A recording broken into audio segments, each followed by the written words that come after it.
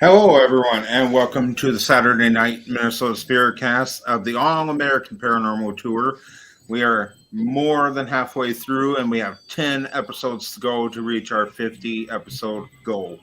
I'm here with my boy Casey. He is my tech manager for Hello. Minnesota Spirit Hunters and my co host for the Minnesota Spiritcast. We have a great show planned for you guys tonight. We're coming at you a little bit later than normal. But I guarantee we're going to have the next hour is going to be a lot of fun with you guys. We are in the state of Maine tonight on the ALL American Paranormal Tour, and we have special guest Toby Hartford of Afterlife Paranormal. How you doing? Hello. Good. How about you? Good. Thanks for having me on. Oh, of course. Thank you for agreeing to come on. Maine is one that I've been looking at doing from the very beginning of the ALL American Paranormal Tour. Haven't been able to find a guest and stumbled upon you and your wife one day. I'm like, got to have these guys on. So we got you here. You are a paranormal team, a duo, right? You and your wife there. Yeah, we have three other members as well. Oh, sure. Okay. So let's start out tonight's show by talking a little bit about Afterlife Paranormal. Can you give us a kind of rewind on how you guys got started? Sure. Yeah, my brother and I were doing some ghost hunting together. And then when I met my wife, her and I we broke off from that and started, we actually started Maine Afterlife Research Society. So that was what our original name was. And then we had some different members in the team that have kind of faded away. Her and I moved to South Carolina for a year and a half back in 2018. So when we did that, we changed it to the Afterlife Paranormal, and then we ended up moving back to Maine in 2020, right during COVID, right when it was first happening. So that was pretty rough. But yeah, we started like 2014. Okay. Yep. So you've been going for quite a while. I'm sure you've experienced quite a few things since you opened. Even Mars, abbreviation for your old team. So since you mentioned moving back to Maine there in 2020 during COVID, let's talk a little bit about that, because COVID put a little bit of a damper on a lot of people's paranormal investigating. I know it did ours. That's right when I opened Minnesota Spirit Hunters, and I had goal to start from the very beginning and continue on. And I did not get any investigating going until at least the middle of 2021, maybe. So how did that affect Afterlife Paranormal? Were you guys able to do at least a few cases? So yeah, we did like a lot of outdoor type stuff, and whenever we'd find graveyard or something, we'd go hit that up, and but we did have trouble getting into some places. My wife and I, we do a lot of events, public events. We were able to get we had Parsonsfield Seminary. We did that event there. We had about 40 people, but it was masks had to be worn, and the hand sanitizer and all that fun stuff. But we definitely slow down than what we normally do. We try to do at least one investigation once a month. Sometimes, like this time of year, we're actually booked for like the next 8 weeks or whatever. So we do stuff a lot this time of year, and then throughout the year we try to do at least once a month. We try to put on events and stuff for the public. So what I'm hearing is I got you at the right time. You did. This is literally my only, because we work a lot, my wife and I, and we're Monday through Saturday we work. So Saturday nights is typically our only night to investigate. So this was my only Saturday night I had free out of the next like 10 weeks or whatever. So this worked out perfect. That's crazy. Now, before the show, we talked a little bit about how busy Maine can be with paranormal. It's very active. And that surprises me because I wouldn't expect, all the way up. Well, I'm all the way up north too. I shouldn't say that, but I wouldn't expect a state like Maine to have so much paranormal activity. But can you kind of walk us through exactly how much activity there really is? Well, I think, the whole East Coast, Eastern Seaboard, Northeast has a lot of activity, like all the way down to Massachusetts and stuff. So we have a lot of activity up here, and when I say a lot of activity, it's because I think a lot of people are more open to the activity here than in other states. Like I said, we moved to South Carolina, and it was the Bible Belt, so people didn't like discussing the paranormal. Everybody who did church, and they were we very rarely run into people that would even talk to us about the paranormal. That's half the reason why we moved back to Maine, was we had a hard time down there, like even getting into places and Sure. whatnot. So Okay. And so basically, moving back up to Maine, are people open to you guys doing events and stuff? And like, I imagine it's very beneficial for not only you guys, but it's beneficial for the places too. So it's good to hear that there's so many places that are willing to let you guys host these events. It's been great. I mean, we do a lot of them is 100%. Whatever we make, we give back to the historical location. Some of it we share it with them and whatnot. But yeah, it's been really good, and we've had a good turnout every time. I think we've sold out pretty much every event we've ever done, and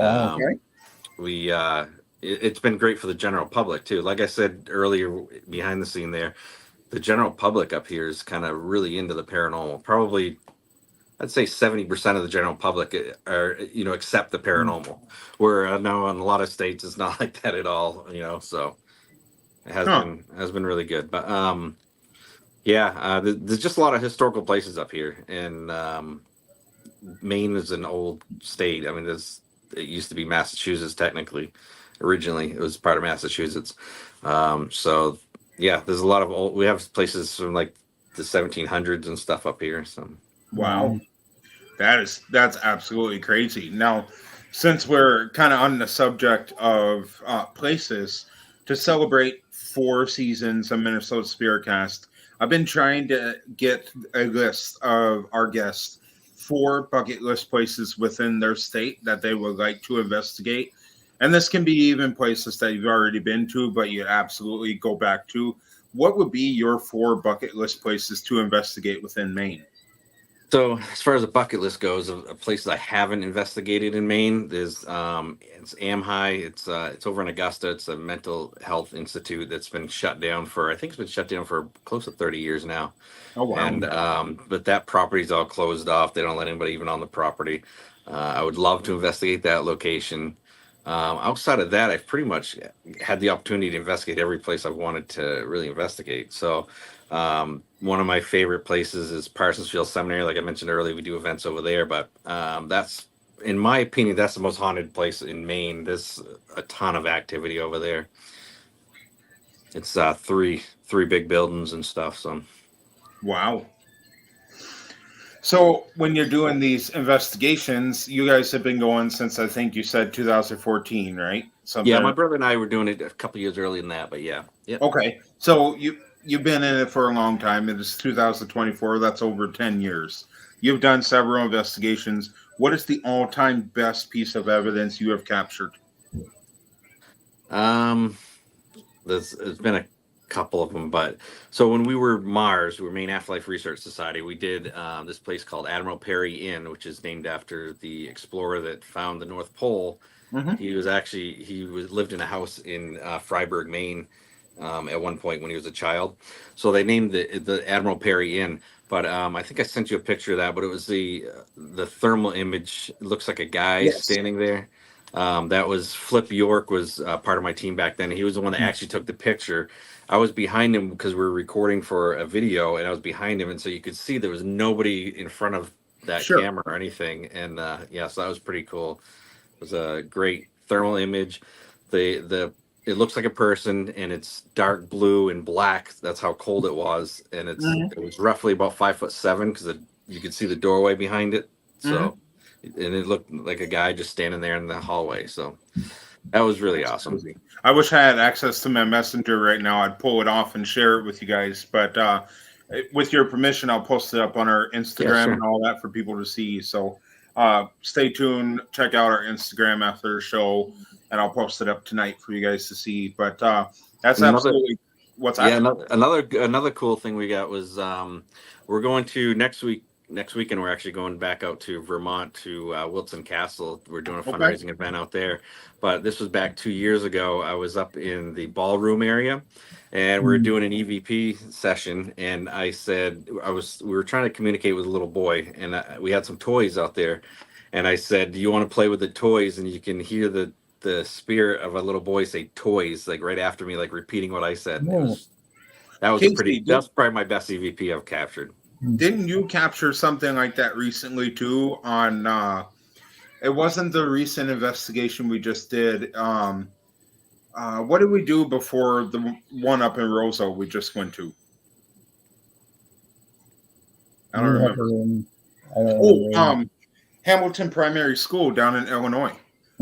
I think you captured something like that because there were kids that went to the school and everything. I think you captured something that said toys. Or am I thinking of the EVP you sent me, Toby? Could be. Oh, I think, did I send it to you? I may have sent it to you. I think you did. Yeah, that's probably my favorite EVP that we captured. That was really That's cool. Awesome, man. And it's just validation too, because you're going to a place where you know there were kids. Like we went to a hotel. We went to a hotel in Sauk Center, Minnesota, and they have a playroom for the kids and everything. And we knew there were going to be kids there, so we were expecting to get EVPs and apparitions of kids and all of that. So when you get the validation that there actually is kids there, it's fantastic. Yeah. That's an amazing EVP. We went to the Boyd House up in Boyd, Minnesota. That's before Casey and them joined the team. But the very first investigation we did there, we were sitting in the dark living room, and all the lights were off and everything. We had our cameras, facing the couch that we were sitting on, and we had a spirit ball laying up on the table that lights up and everything. And we told the spirits that they could play with the spirit ball. So next thing you know, when we're reviewing footage, you see a little black mist reaching up to the table as if it was the kid's hand, trying to grab the ball. The ball did not light up, though. It would have been so cool if that ball would have lit up. That would have been so cool. But it's almost as if we terrified the little boy or girl, whoever it was, and they refrained from grabbing the ball. Started to do it, was stopped. Yeah, you know how cool that would have been if they actually grabbed the ball and it lit up? That would have been so cool. It's crazy. So many people out there think we're insane for the things we get excited about when we're investigating, like a ball lighting up. No. They just don't know. They don't know the mindset of a paranormal investigator. When you get something cool like that, right? That's priceless evidence. I mean, you guys know that you're sitting there a lot of times for an hour or 2 hours at a whack and nothing happening. So when something happens, like, wow, that's awesome. And what sucks even more? What sucks really bad is when you have to debunk the coolest thing you got. Yeah. Then you're like, oh man, that was just Teddy or whatever, But since we're on the topic of debunking, let's talk about that a little bit. In your opinion, how important is debunking to an investigation? Oh, it's very important. I mean, we do when we do. So I kind of break it up. We do a lot of events, and during events, we can't always do EVPs. You can't always say that. It's hard to debunk during an event because there's so many people. A lot of times there'll be 10 or 12 people in a group. So, but when we're doing an actual investigation, then I mean, it's real important to debunk things. I mean, we just did that a couple of weeks ago. We were in Dover, New Hampshire, at a museum down there, Woodman Museum, with another group, Paranormal 5 and Maine Paranormal Society. We were down there doing investigation, and there was a couple things that we thought was like, oh my God, what was that? But then we're able to debunk it and whatnot. But it's definitely definitely something you got to do. It sucks sometimes because we're like, oh crap, but absolutely. And something I've always said is debunking is one of the most vital things that you need to keep in mind when you're investigating. And one mindset that I've always had is if you don't debunk and you release that evidence, somebody's going to call your bluff and they're going to try to debunk that for you even after. And that hurts your reputation if you put out fake evidence, so it's best to just do it while the cameras are on you. You're debunking right there on camera. So if there's no logical explanation of what caused that noise, you probably got to capture.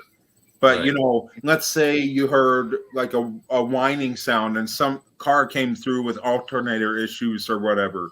That's things that you got to know, So it's very important. If you don't debunk, somebody's going to debunk for you. Right. Locating the lost, says you should mention. Oh, that's my brother. Oh, okay. Let's hear it. Let's hear it. Let's hear it. Oh, that's my brother. So yeah, that's my brother Travis. He does Grim Paranormal, and then Locating the Lost is a podcast he does about missing people from Oh, Maine, sure. New England. I've heard about Grim Paranormal. I think I'm following them. Yeah, Whoa. that's my brother, my twin brother. So hello, brother. So he looks just like me. But anyway, oh boy. He said you should mention the girl in the woods photo that we have. So that was actually at a public event that we did at the Old Red Church in Standish, Maine. We didn't take the photo. It was somebody that had come to the event, and they were out in the cemetery, and at the edge of the wood line, they took a picture, and you could see a lady in the front that's got a jacket on because it was like 35 degrees and raining, so it's cold. And then beyond her, at the edge of the wood line, it looks like a girl standing there. Almost looks like she's missing a leg, and the eyes kind of like glow. And I think I sent you that picture too. But that was just somebody that came to one of our events and took that picture, and they showed us like immediately afterwards. So we tried to debunk that. We couldn't recreate that, and we couldn't debunk that at all. That photo.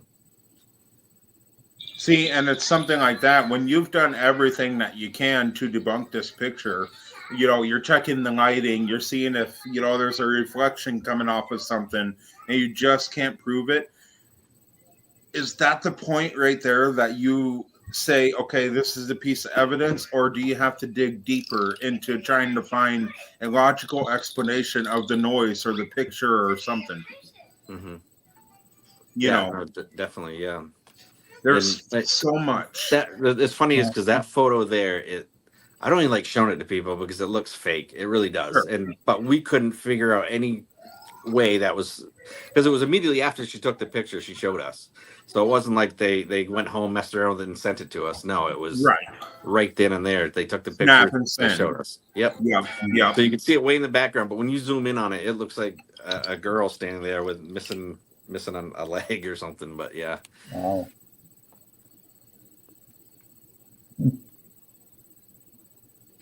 Sorry, she's standing right beside me with her video playing, so no problem. I'm trying to focus.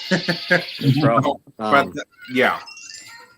Another cool thing we got when you're talking about like what validates things and whatnot. So we had gone to the Lizzie Borden house, and that's in Fall River, Massachusetts. And do you know the Lizzie Borden story? Yeah. Shocked her parents. Yeah. So I rented that entire house out, and we did a small event there. And this was back, I think it was 2016 or 2017. But anyway, we were in the dining room where they did the autopsy on the mother on the dining room table.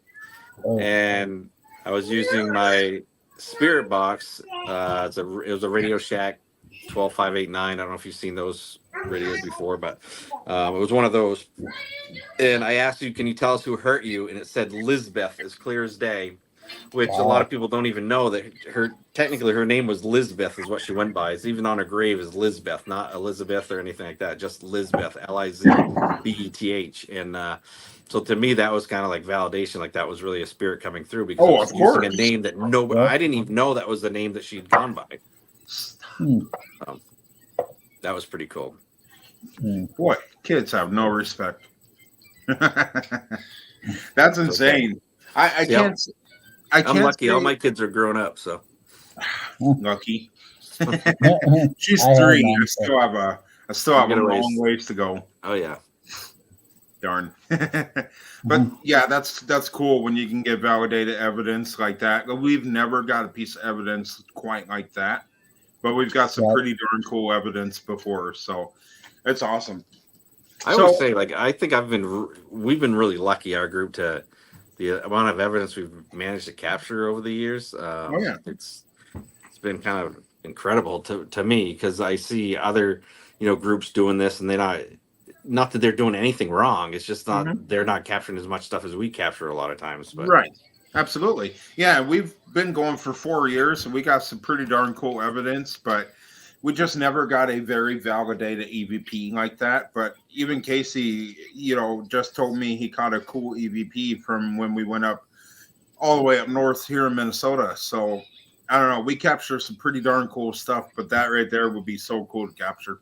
This because we do so many public events, the EVP side of things we kind of get away from. We don't do those in the public events because you can't really say, that wasn't the guy back there that was sneezing or making a noise or whispering to his friend. So we don't typically do any EVPs at our public events. But when we do an actual investigation and then you capture something for an EVP, to me, that's like totally mind blowing when you hear something on there that's responding back to you.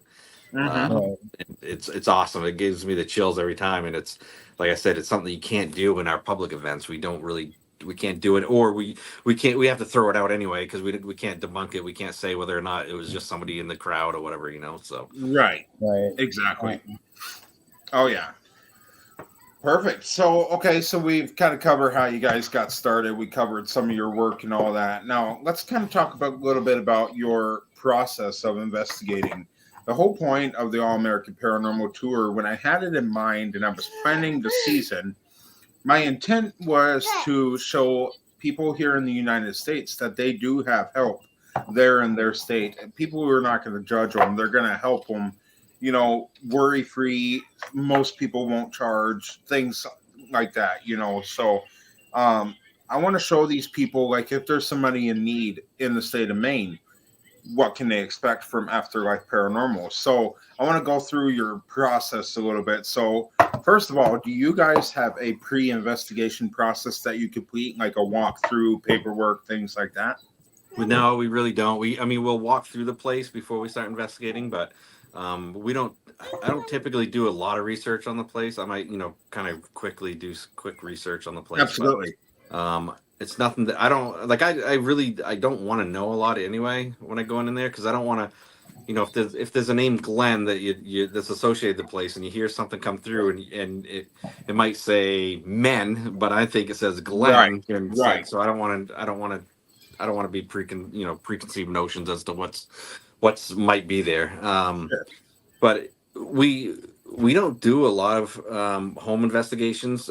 We did start when we first started out. We used to do quite a bit, but now I don't get many people reaching out to us. Occasionally they do, but we still will do it, and we don't charge for that sort of service and whatnot. And what I find up here in Maine, anyway, I don't know how it is down your guys' way, but the people typically are happy with the spirits in their home. They just want to know who it is or whatever, but they don't. Very rarely do we have somebody say, I want to get rid of it. That doesn't typically happen. We've had a few private cases over the years where some people were okay with the spirits in their home, but recently we don't get a lot of calls either. One of our friends out in Illinois took the case up in Roseville, Minnesota that we had, but he wanted us to take it because in order for him to go do it, it would have costed him because he's so far away. So we took it. She didn't want, she were okay with the spirits. She just wanted 2 of them gone, 2 specific ones. So, generally here in Minnesota, they're not too crazy about getting rid of their spirits either. So it's nice when you have to do, or when you can just go in, let them know what's there and things like that. Yeah, and depending on the size of the location, like I said, there's 5 of us. Is myself, there's my wife Tony, there's Jason Ellsworth's in my group, Nicole and Brennan Bolin, they're in my group. But if it's a small location, we kind of will investigate together. If it's a larger place, we kind of split up into 2 groups and do an investigation and kind of flip flop areas and whatnot and see what we can capture when we go in there and whatnot. But yeah. Okay, awesome. Okay, so let's talk a little bit about during the investigation. When you guys are doing the investigation, what have you found that is the best technique? Well, first of all, let's start with your equipment. This is a Casey question. Yeah, it's our tech guy. What is the most beneficial piece of equipment to have on an investigation? Well, in my opinion, I do like the voice recording, the EVPs. I love that. I think that's a great equipment. We use K2 meters, and we have motion sensors, and we use like cat balls. I don't know if you guys ever seen the cat balls. Light up. Yeah. That's probably what you were talking about earlier. Yes. So I those call things them spirit balls, but yeah. So those work good. And then I do record a lot of our stuff, so having night vision helps, to be able to see what's going on. But yeah, and then I really like using spirit boxes. I've got a couple different styles of spirit boxes that we use. Yeah, no, I think outside of doing EVPs, I think the spirit box is the most my most go-to equipment, because we do get a lot of responses through there, and it can answer the questions easier than, can you light this up for yes or this for no, Right. and everything. I think I've got friends that do the paranormal stuff too, and they are totally against the spirit box, for the most part. Although when we've gone together and worked with them, we do use it, and they don't, they're not really into it, but they'll at least see how it goes and everything. So exactly. And do you guys use the SB7, SB11? Is there a preference? So yeah, actually, I don't use either one of those. I haven't used those in quite a while. I had the SB7 years ago, but right now I've got it's called the Ink Box. It's made by oh geez, now I forgot his name. Jesse Stewart? No. Bill Chappell? Katie Stafford. He was on Ghost of Morgan City. Yeah, Katie Stafford built it, and this thing's got it's got AM, FM, it's got bandwidth, and then it's also got Bluetooth. So I like using that Necrophonic app. Have you ever seen that on the phone? Oh yeah, yep. So I like using that through that. But what's cool about the Ink Box is it's got a spot where you can put a memory card in it, and you can record your sessions as you're doing it right through that box. So that's cool. And then the spirit box I really like is the Radio Shack 12589, which I just sold mine last year or 2 years ago, and I had a lot of evidence come through that thing. So anyway, I was missing it, so I just bought another one and hacked that one, and so I haven't used it on investigation. So I'm excited to get to use that one again. But heck yeah. Awesome. Now we have a very important question here, something we haven't gotten in a long time: locating the lost. Zach Bagans always comes across demonic hauntings. Have any of you experienced this? Good question. I'll let you guys answer. I got one, but I haven't. Okay. I haven't experienced a demonic haunting. Okay. I'm going to say there's a difference between demonic and evil, or evil and bad. There's a huge difference, and not everything is a demon. Not according to Zach. What's that? Not according to Zach. Exactly. We've dealt with some bad spirits before, like on our recent investigation. There was bad spirits there. They're not excuse my language. They're not damn demons. They're not. Just negative, just negative people. Like they were negative on Earth, and they're negative now as a spirit. And that's just it. I believe every entity you come across during an investigation is the way they were during life. Yeah. There may be a difference in, the afterlife or whatever, but that's my belief, and that's what I stand for. But no, I have never came across a demon. Toby, what about you? So I've probably done 150 investigations. Okay. And it's only happened one time where I'm not saying it was a demon or is demonic, but there was a location in Ellsworth, Maine. This was this was 2017, so I just started my memories on Facebook, but where this spirit, this energy was actually affecting the animals, and it was killing the animals, like the dog, even horses. Wow. They had like a horse or two that died mysteriously, and wow. And so we went to investigate the location.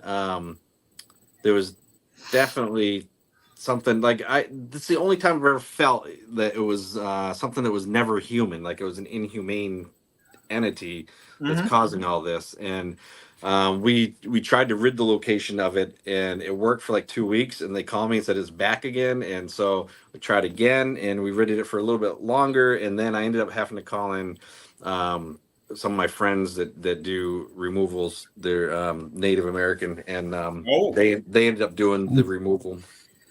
And since then, the guy's been, spirit free. But with that location too, it was the guy he was probably about 45, and he grew up in that house. And to me, I think he was like inviting it back. Like we would get rid of it, and then it would come back. So I think he was kind of inviting it back, because when we're making him walk through the location, and we were using concentrated sage spray, and we're telling the homeowner, you gotta tell this thing like they're not welcome here. They need to leave your home. And he wouldn't really do that. So I think he may have been inviting it in, but I don't know that for sure. But that's crazy. Oh, Travis went up there too. Yeah, went to the same. Yeah, that's crazy that it was killing the animals, even horses. That's insane. Yeah, it was pretty weird. Yeah, it was kind of a. So he lived in the basement, but he had it built like a house in the basement, and then the upstairs, the regular part of the house, his mother lived in, and it was kind of like a hoarding situation.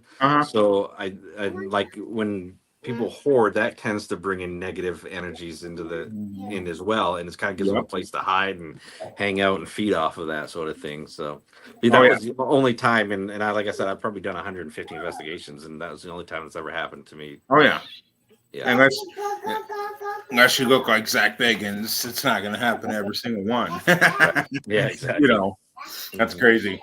But so since we're talking like things during an investigation, we recently, I've tried it before, but we recently went deep into doing a method called the Estes method on our latest investigation.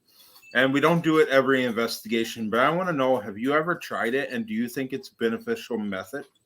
So, yeah, so we actually do it a lot for our public events because it's something that everybody can get a chance to try. And the general public gets to jump up there and try it out. How my brother and I, we do it is we have headphones plugged into one spirit box, and we have a breaker in there, so there's actually two headphones going at once. So there's two people sitting there at one time, and we do the Estes method that way, where we're asking them questions that they can't hear because they have headphones on, and then they're responding back. And what's cool is when you get both people responding the same exact thing, they're hearing the same thing, and it's answering your question. To me, like, that's kind of validation as to what's being really said through that spirit box, because kind of like what I mentioned before is if you already you say, what color is my shirt? Then of course you're thinking in your head, you're thinking black, and that's what you want to hear, black. But these people have headphones on, they don't know what you're even asking for questions, and all of a sudden they say black. Then I think it can show validation that they are really hearing what they're hearing. I think it's very beneficial as well. Another thing that I used to think was beneficial, I used it, at the very beginning before I really got into investigating, was the Ouija board. Now, a lot of people think it's a dangerous tool, and it's not something that you should use, because if you open a portal, it's hard to reclose the portal. What's your take on the Ouija board? Have you used one? Do you think it's a good tool to use during an investigation? I want to know your thoughts. So that's one thing, like, I've never used the Ouija board. And my wife and I, we haven't used one. We've never used one for any of our investigations. It's just something that we decided we didn't want to do. But I think, doing the Estes method and everything else, you're basically, how a Ouija board works is you're channeling the spirit through you. Yes. You know what I mean? So in that same thing with the Estes method, you're in whatnot, other methods you're doing, you're kind of channeling the spirits through you to communicate with you. But for some reason, I don't know. We've just never used the Ouija board. My friend Jeff, you should look him up sometime. He's in Maine. He has Jeff's Boards of Wonders, but he's got a traveling museum of Ouija boards, and he's got some from like the early 1900s and like all these crazy Ouija boards, and he's got a whole huge museum that he travels around with. But yeah, so he's got a ton of stuff. He would be the guy to ask about Ouija boards, but. Okay, very cool. Awesome. Is there anything else that if there was somebody watching, they're like, oh, I could use this guy, I got activity going on and all that. What is something that people should know if they get an investigation from Afterlife Paranormal?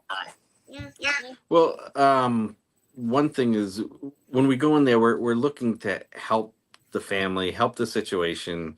A lot of times there's children involved, and obviously you don't want them to be harmed or anything.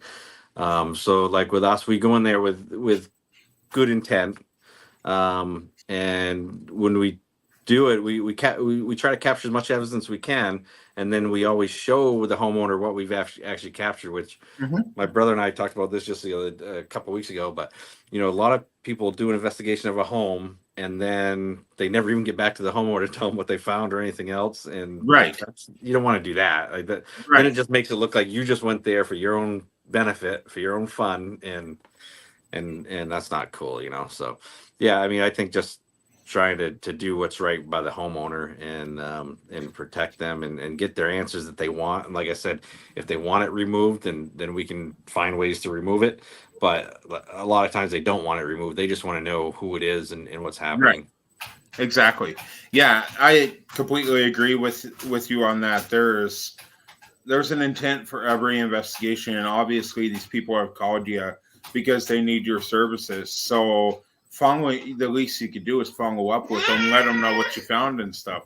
Even if it's 2 weeks later, because you got to go through evidence, Right. Always follow up with that client. Another great question: do you guys do any investigations involving cryptids? So personally, we haven't yet. I've thought about maybe expanding our research a little bit into maybe Bigfoot, seeing, what are the odds that it is a real creature, things like that.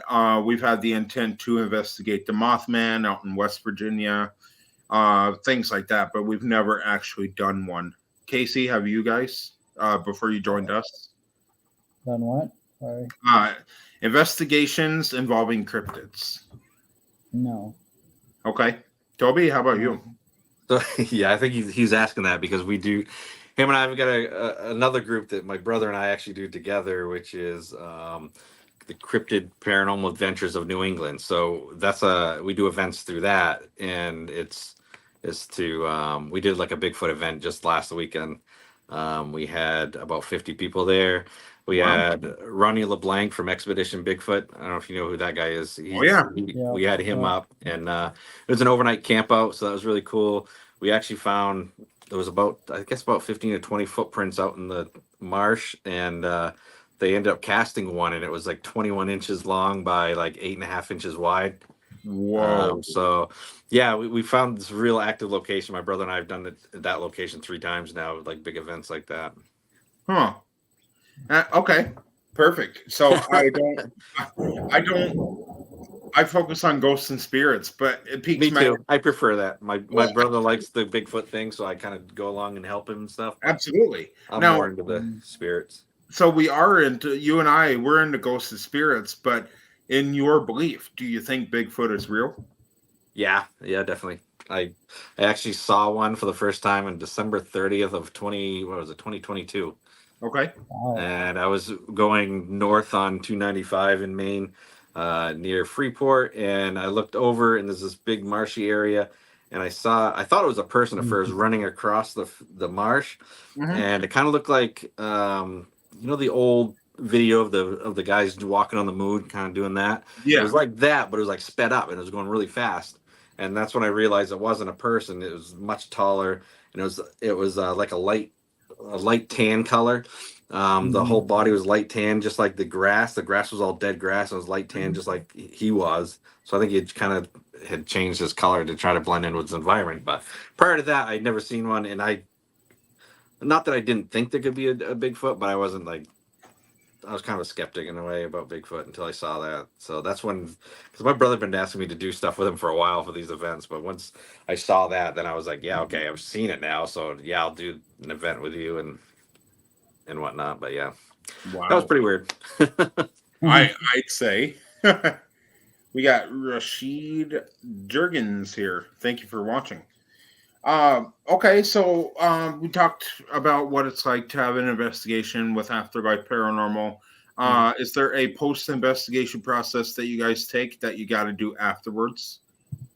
No, not like we don't typically go back out and visit or anything like that. But what I'll do is, like I said, when we do a regular investigation like that, I do a lot of filming and everything. So then anything we capture as far as EVPs, whatever else, I'll make a little short video, maybe half hour, 45 minutes long, and of some of the stuff we captured and send it to them.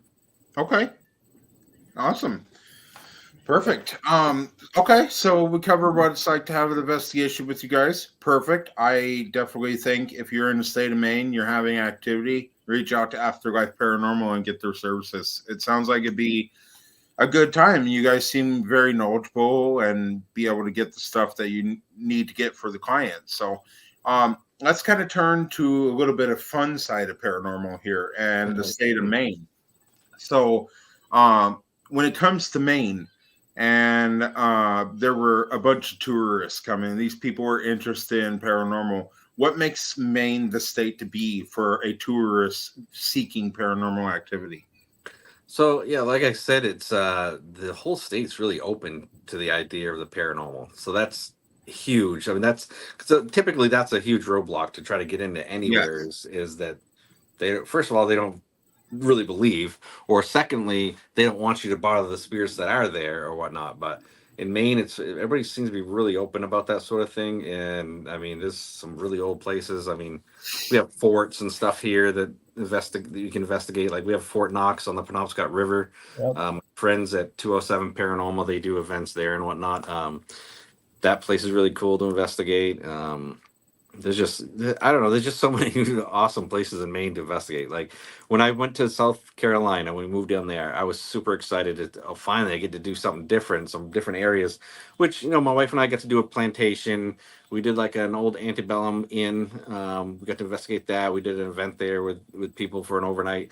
But once we realized, like, wow, this is nothing like Maine. Like they're not into this at all. We put on, my brother and I back in 2016, I think it was, we started Parafest Maine, which was a big coming together of different paranormal groups and Bigfoot hunters and alien researchers. And we had like 60 or 70 vendor tables, and people would come and do talks for the general public.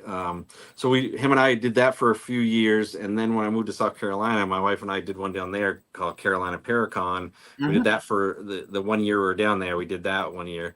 And then we came back. My brother and I did the Parafest again and continued that. This year was the first year we didn't do it. So in 7 years. So we did 7 years worth. Wow. But yeah, so that was really cool because we, you know, the general public don't always have the ability to reach out and talk to somebody that's done all this type of stuff before. So by having that big event, you know, the general public can listen to. I mean, we had Amy Bruni, we have had John Zaffis, we had who else have we had? Satori and Cody. We had them a couple of times. Cody, you know Cody Heinzen? Yeah. So Corey and I have been friends for quite a while, and he owned the Conjuring House at one point. And okay. So yeah, he's done some stuff for us up there at our Paracon and stuff. But yeah, we recently met most of these guys, Amy and John Zaffis, Cody, Satori, and all of these guys up in Michigan about maybe a month ago, if that. Oh, okay, yeah. Oh, that's right. I saw your pictures online. That's right. Yep. Yes, super cool guys. They would be super cool to investigate with, but just sweet people, you know, everyday people like us. I mean, we had John Zaffis twice, and both times he stayed and did the investigation and stuff, and he's awesome because we do the Parafest, and then afterwards we do an investigation. It's in this old haunted mill in Vassalboro, Maine. But John Zaffis stayed both times and did the actual investigation, and he was so awesome with people. Like, this guy's a celebrity ghost hunter, and he's like, you know, just talking with everybody, and he's really getting right into it and everything. And yeah, that guy was awesome. But he seems pretty cool. He was willing to take pictures with us and everything. So sorry guys, it's storming here. So perfect. So go ahead, Casey. Yeah, it's storming pretty good here. So like severe thunderstorm going on. So oh wow, we got small hail coming in too. So it's fun. You know, as a paranormal investigator, when you hear thunderstorm, you're like, yes, because I can't tell you how many times we've been in the thunder shower or whatever, and that's when the energy and obviously spikes, and then we get a lot more action during a thunderstorm. Mm-hmm. Absolutely. So let's kind of end tonight's show on a little bit of fun paranormal talk. If money weren't an object and distance weren't an object, where would you go for your top ultimate paranormal investigation? Gotta make him think for a minute. Yeah, no. There's a couple places, but the Winchester house I think would be incredible. Yep. I think that house would be amazing to try to get into. But you know what's funny about that is you hear all these places like Lizzie Borden House and everything, these really big, well-known places that's supposed to be really super active, and we didn't get as much activity there as we have in other places, you know. And like I said, the Parsonsville Seminary in Maine, that place is insane. That's always got a lot of activity, and we get more stuff at some of those places than we have in some of the bigger places that we've been to. But so there's definitely Winchester House and what's that one down in Pennsylvania? I can't remember the name of it. Gettysburg. We went to Gettysburg this year. That was the first time I'd ever got a chance to go. So we went down. Yeah, that was awesome. We had a great time. You got to go. It's pretty cool. It was. Our team had the Minnesota Spear Hunters has been there, but guess who had to stay home that investigation? Oh, you must have babysat. Yeah. How far away is Gettysburg for you guys, though? I think it took my team 15 hours to get there. Wow. 15 hours. Yeah. It was about 9 hours for us to Not go bad. down. It was just my wife and I and my stepson. We went down, and we I'm trying to think what we did. We didn't really get to ghost hunt. We went on a ghost hunt tour thing with there was probably 6 or 8 people in the group, and we got to go to the Jenny Wade house, the one that she was a female civilian that got shot and killed at Gettysburg. Oh, yep. And the bullet went through the door. So we did a ghost hunt there at that house. But that was the only good really kind of ghost hunting we got a chance to do, and it really wasn't much because there was a lot of people and whatever. And then, but actually on the way down, we always wanted to go to Sleepy Hollow too, which is Tarrytown, New York. So on the way to Gettysburg, we actually spent the night in Sleepy Hollow at a hotel there, and it was like I booked the room that same day, and it was like this old castle. And so I booked the room because it was like super cheap because I obviously didn't rent out the room. So we went there, and then we were wicked tired because we hit a lot of traffic. But we did a investigation in our room that we had, and it was like super active of like a little boy that was trying to play with the cat balls on the bed and like setting off the tripwire. Have you guys seen the tripwire? Yep, I have. Yeah, that thing's super cool. Like we've had it where it lights up like it's walking down towards you. That gives you the goosebumps when you see that, you know. That's awesome. That thing was going off and everything, but awesome. That was fun. So for all of our viewers out here, people who don't know you, never seen anything from Afterlife Paranormal, where can we find your investigations? Where can we find your content, your activity, all this good stuff? So most of the stuff I try to just do to Facebook now, just because YouTube has kind of been weird lately. But so I do a lot of my stuff just on Facebook. Afterlife Paranormal. I think it's the Afterlife Paranormal Team is what it comes up under. And then we do have a YouTube page that I've got some of our older stuff on there. And then that's basically Facebook is the one I really use a lot. Because like I said, we do a lot of events, and we set up a lot of our events on Facebook, and then you can boost the event and send it out so it shows up on everybody's desktop around that area. Yeah. So that's where I typically do most of my stuff is just on Facebook. And then my wife is the one that she keeps the Facebook active. She's always posting on there, once or twice a day. She'll just post a little funny thing or whatever, or something cool, scientific or whatever. She'll post on there. That keeps people to kind of, keep watching the page and whatnot. But that's the best place to find most of our stuff. Although at one point in time we had stuff on Amazon. We had a couple videos that you could rent, but they ended up booting them because we didn't do enough I didn't do enough series.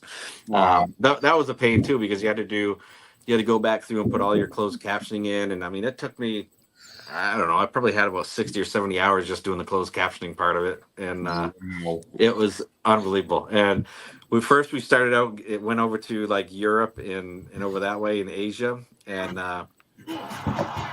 so we got a little bit of money through that, and then it finally came to the U.S. and we got a little bit, but it's like it just sat there and nobody was watching it, and I was like, yeah, whatever. And they ended up booting it off. But anyway, typically you find most of our stuff on Facebook is the best way to find it. Perfect. And in case you guys are wondering, I know I made you say all of that, but I wanted people to hear. I got their link to Facebook down below. If you guys want to see that, go check them out. And I believe I got your YouTube channel down below as well. Yeah, you had that on there. Yep. Okay, perfect. So you guys could go watch them, check out their Facebook, their YouTube, and all that. So I guess tonight I'm gonna wrap up the show by with one important question. For any newcomer into the paranormal field, what is one piece of advice that you have to give to a newcomer? Piece of advice? Well, I mean, I think just don't try to get in over your head too early. You know what I mean? Go in there with an open mind, but also kind of take a step back and protect yourself a little bit. But I think just using, a flashlight and a recorder are two basic things you can just purchase at the store. And I think those, something like that for somebody starting out it would be a great tool to start out with. You know what? I started, not Minnesota Spirit Hunters. I started out a little more prepared with this team. My very first investigation was right here in the town of Mora. And I started with my phone, which I don't believe in phone apps too much. Necrophonics, I'm okay with. But started out a couple of investigations with a phone, a flashlight, and maybe a spirit box. That was it. So you can start out nowhere and work your way up. Because here we are 4 years later when I started with nothing. Now we got all kinds of equipment. I got a full team of investigators. So anything that you want to do in the paranormal field, you put your mind to it, you can do anything you want to do in this field. The ego is big of a lot of investigators. They have a huge ego. You got to get past that. Actually, Go ahead. I did want to bring that up too, actually, real quick, if you got time. But in the state of Maine, like, we're very lucky. We have there's a group of us that there's all kinds of different teams up here. There's 207 Paranormal, there's Paranormal 5, there's Maine Paranormal Society, there's Sinister Four Winds Paranormal, there's my brother's group Grim Paranormal, and we all help each other out and we work great together. And I mean, we're very lucky we don't have egos or anything, so we all help each other out. So 207 does a lot of events at the fort, so I go up there a lot of times and help them run their events, and then vice versa, they come down to help us. Or Paranormal 5, we help them and they help us, and it's been that part of the state of Maine has been awesome. You know what I call that? Like that in most places. You know what I call that? I call that para-unity. There's not a lot of para-unity in the paranormal field, but that is true para-unity right there. And we could see a little more of that in this field. Yeah, definitely. Yep. Locating the Lost says I was going to ask about paradrama. Too late. Sorry. Yeah, right. All I'm going to say is shut down the haters, man. You do what you got to do. Don't let them tell you what you got to do. You're unique. You and your team are unique in every way, and this goes for anybody. Your team is unique. You do things the way you do it. As long as you don't fake your evidence, you're all right with me, So I'm there to help you. You scratch my back, I'll scratch yours. That's the way it is. Yeah, I mean, like I said, we've had a couple people in the past that have caused issues or whatever else, but they're kind of gone now. We don't have to deal with them. We only deal with our own. I mean, there must be probably 20 of us that always, kind of work together and help each other out and whatnot. And it's awesome. I don't even worry about what people that I don't really believe what they're doing or don't like the method they're doing. I don't care. I don't have to pay attention to them. So I don't. Absolutely. Well, Toby, this past hour has been absolutely fun. I'd like for everybody to go check out Toby, his wife, and the rest of his team on Facebook and YouTube. If you guys ever do post stuff on there, we got your link. We know where to watch you.